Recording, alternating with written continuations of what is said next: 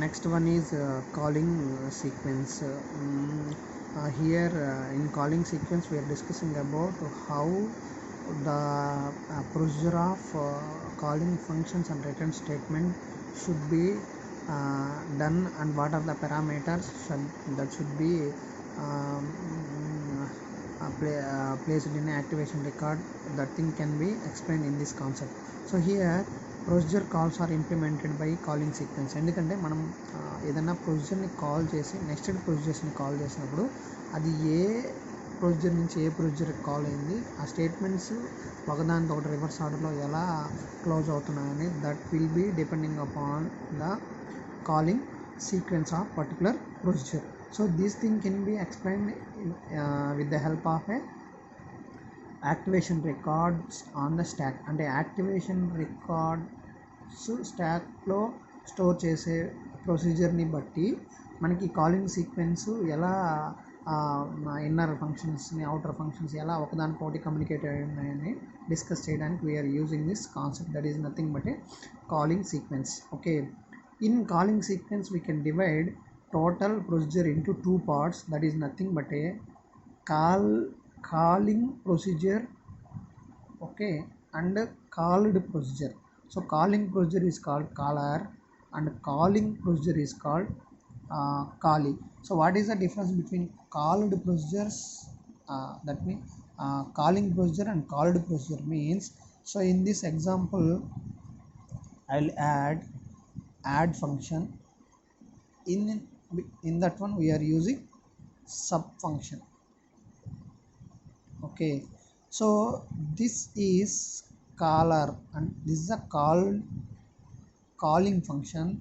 This sub is nothing but a callee.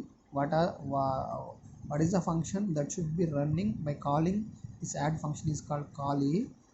Here which function will run this function is called caller.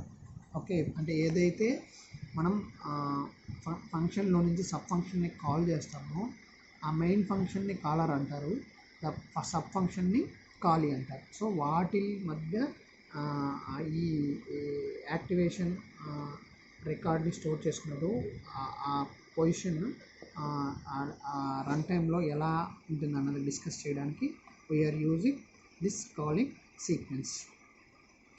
When designing calling sequence, okay, we are using this following principles. ఈ కింద ఉన్న ప్రిన్సిపల్స్ని base చేసుకొని మనం activation రికార్డ్లో calling stack లోపల calling సీక్వెన్సెస్ని మనం ఇంప్లిమెంట్ చేయడానికి పాసిబిలిటీ ఉంటుంది with the help of activation records.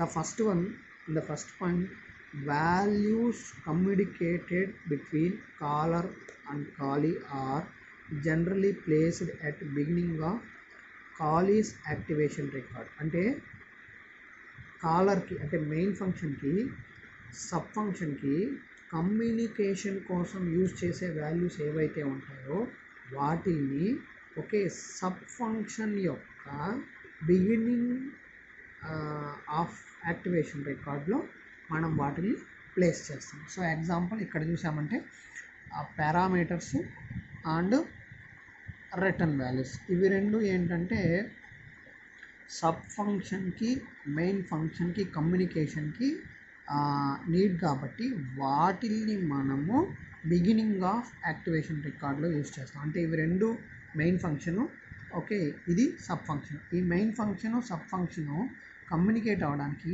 ఈజీగా ఉండడం కోసం ఏవైతే వాల్యూస్ కమ్యూనికేట్ అవుతాయో ఇవి రెండు, ఈ మెయిన్ ఫంక్షన్ సబ్ ఫంక్షన్, ఆ వాల్యూస్ని we should place at starting of your activation record. That is the first point. And then second point, the length of the items are fixed length items are generally placed in fixed length items are generally placed in middle.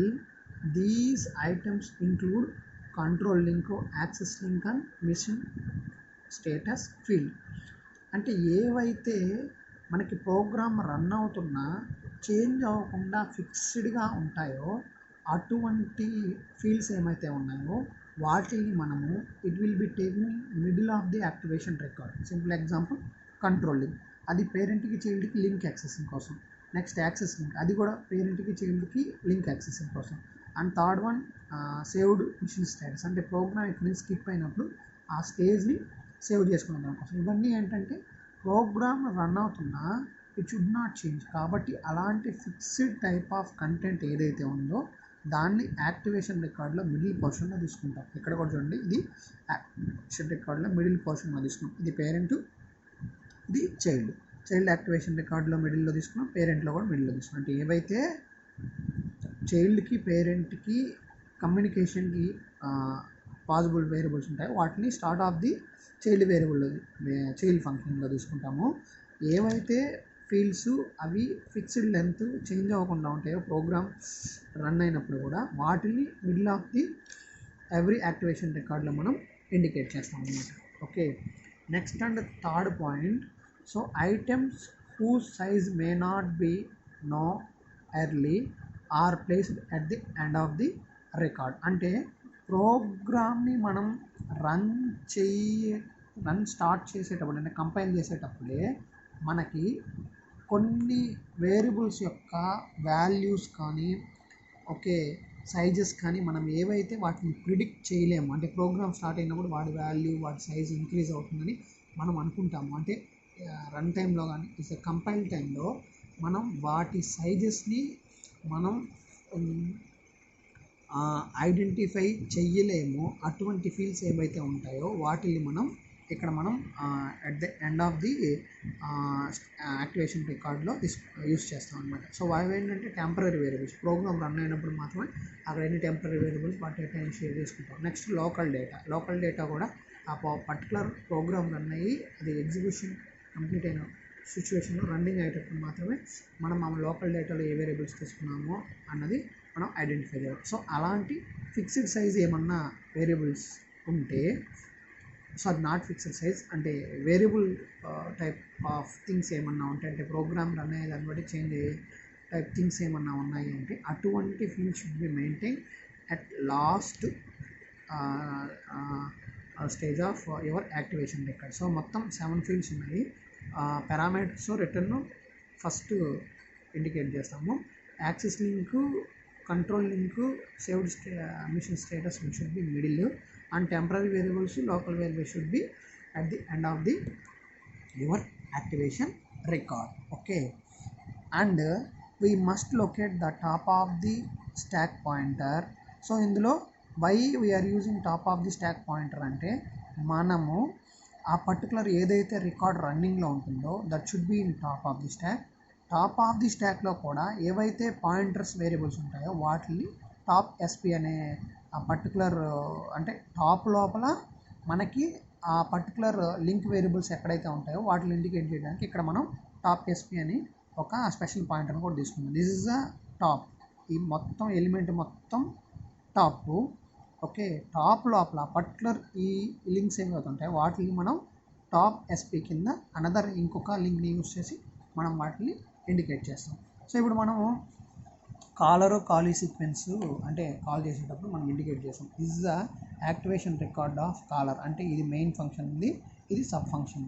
So main function లోపల ఇవి call అయ్యి ఇక్కడికి వచ్చి so access లింక్లో వాటి process start అయినప్పుడు then they will maintain a responsibility of this main function from ఇక్కడి నుంచి ఇక్కడికి డేటాని యాక్సెస్ చేసుకోవడం, పాస్ చేయడం, రిట్రీవ్ చేయడం, that is the entire responsibility of this caller function.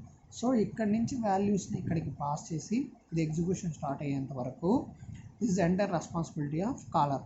So అంటే మెయిన్ ఫంక్షన్ రెస్పాన్సిబిలిటీ. వన్స్ దీన్ని కాల్ అయ్యి వాల్యూస్ అన్నీ పాస్ చేసుకొని రిట్రీవ్ చేసుకొని ఓకే దీన్ని ఎగ్జిక్యూషన్ స్టార్ట్ అయినప్పటి నుంచి then it is the responsibility of call.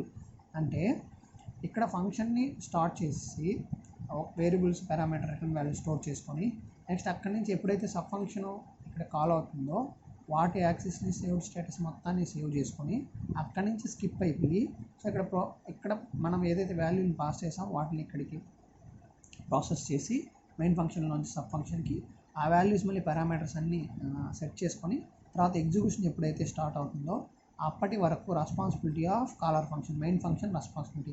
ఎప్పుడైతే ఎగ్జిక్యూషన్ స్టార్ట్ అవుతుందో దాని తర్వాత ఎగ్జిక్యూషన్ స్టార్ట్ అయిన దగ్గర నుంచి it is the responsibility of sub function to do remaining all the things. But activation records సపరేట్గా ఉండొచ్చు. బట్ ఇక్కడ కాలీ రెస్పాన్సిబిలిటీ ఏంటంటే కాలర్ రెస్పాన్సిబిలిటీ వాల్యూస్ ఇనిషియలైజ్ చేసిన దగ్గర నుంచి సబ్ ఫంక్షన్కి పాస్ చేసి వాటిల్ని మళ్ళీ ప్రాసెస్ స్టార్ట్ అయ్యేంత వరకు it is the responsibility of collar.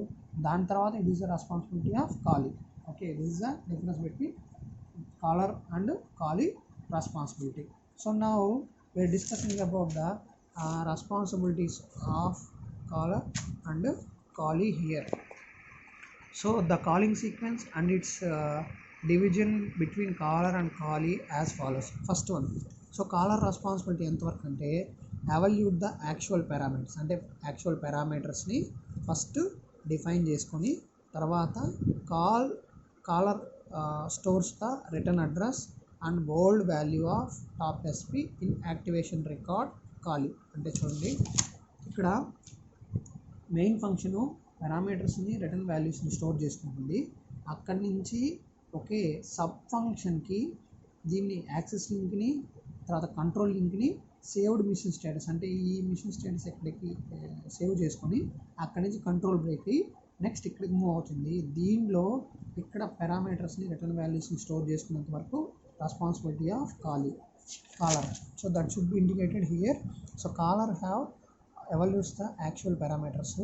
Next one, caller starts return address and old value, అంటే old value of top SP అంటే దీనికి ముందున్న సబ్ ఫంక్షన్ యొక్క టాప్ ఎస్పీ ఏదైతే ఉందో దాన్ని స్టోర్ చేసుకొని అక్కడి నుంచి యాక్టివేషన్ రికార్డ్ ఆఫ్ కాలీ అంటే సబ్ ఫంక్షన్కి దాన్ని పాస్ చేస్తున్నప్పుడు it is the responsibility of caller.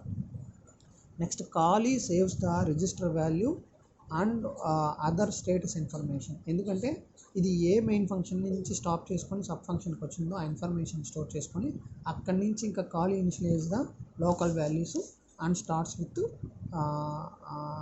Begin the execution procedure. అంటే సబ్ ఫంక్షను అక్కడ దాకా మెయిన్ ఫంక్షన్ రెస్పాన్సిబిలిటీ, అక్కడి నుంచి sub function local values initialise చేసుకొని ఎగ్జిక్యూషన్ అనేది స్టార్ట్ చేసుకుంటుంది. సెకండ్, అలాగే రిటర్న్ వాల్యూ అంటే ఫంక్షన్ని కాల్ చేసినప్పుడు ఎలాగైతే రెస్పాన్సిబిలిటీ ఉందో అది ఎగ్జిక్యూట్ అయినప్పుడు రిటర్న్ వాల్యూ ఎలాగా మెయిన్ ఫంక్షన్కి మూవ్ అవుతుందంటే ఇట్స్ ద ఫస్ట్ వన్ కాలీ place the return next to the parameters. ఎందుకంటే కాలీ అంటే సబ్ ఫంక్షన్లో ఏవైతే పారామీటర్స్ ఉన్నాయో వాటి పక్కనే రిటర్న్ వాల్యూ స్టోర్ చేస్తుంది. ఎందుకంటే ఎప్పుడైతే ఆ ఫంక్షన్ ప్రొసీజర్ని కంప్లీట్ చేసేసుకుంటుందో ప్రాసెస్ని ఆ వాల్యూని మెయిన్ ఫంక్షన్కి రిటర్న్ చేయాలి కాబట్టి పారామీటర్స్ పక్కనే రిటర్న్ వాల్యూని స్టోర్ చేసుకుంటుంది. నెక్స్ట్ వన్ కాలీ రీస్టోర్స్ ద టాప్ ఎస్పీ, ఎందుకంటే కాలీ ఎప్పుడైతే మెయిన్ ఫంక్షన్ని కాల్ చేసి సబ్ ఫంక్షన్కి వచ్చిందో టాప్ ఎస్పీ చేంజ్ అయిపోతుంది. అప్పుడు టాప్ ఎస్పీ మళ్ళీ ఇది కనుక ఫంక్షన్ సబ్ ఫంక్షను ఆ ప్రొసీజర్ మొత్తాన్ని కంప్లీట్ చేసుకుని మళ్ళీ మెయిన్ ఫంక్షన్కి వెళ్ళిందనుకో దాని టాప్ ఎస్పీ మళ్ళీ చేంజ్ అయిపోతుంది, అంటే సబ్ ఫంక్షన్ క్లోజ్ అయిపోయి మెయిన్ ఫంక్షన్కి వెళ్ళిపోతుంది. కాబట్టి సో ఈ టాప్ ఎస్పీ కూడా రీస్టోర్ చేసుకొని అండ్ అదర్ రిజిస్టర్ వాల్యూస్ని రీస్టోర్ చేసుకొని it will be place in a caller status field, అంటే ఈ వాల్యూ మొత్తం ఫీల్డ్ మొత్తాన్ని తీసుకెళ్ళి మళ్ళీ మెయిన్ ఫంక్షన్ అంటే మెయిన్ ఫంక్షన్లో ఉన్న ఆ మిషన్ సేవ్డ్ స్టేటస్ ఫీల్డ్ లోపల సేవ్ చేసిన the responsibility is nothing but a callee responsibility and returning the values. And last one top SP has decrease, ఎందుకంటే కాలీ అన్నది అంటే సబ్ ఫంక్షన్ అన్నది ప్రొసీజర్ కంప్లీట్ చేసుకుంటుంది, అది క్లోజ్ అయిపోయి రికార్డ్ అన్నది డిలీట్ అయిపోయింది. కాబట్టి టాప్ ఎస్పీ వాల్యూ ఇంతకుముందు దానికన్నా ఒకటి డిక్రీజ్ అయ్యి స్టోర్ అవుతుంది. Then caller will take the remaining responsibility and executing the main function of the caller, and then after completion of that one this record also popped from the stack. Like this, total calling and return statements of sub functions should be done in a stack. It can be vary from function to function or call to call of a different type of procedures.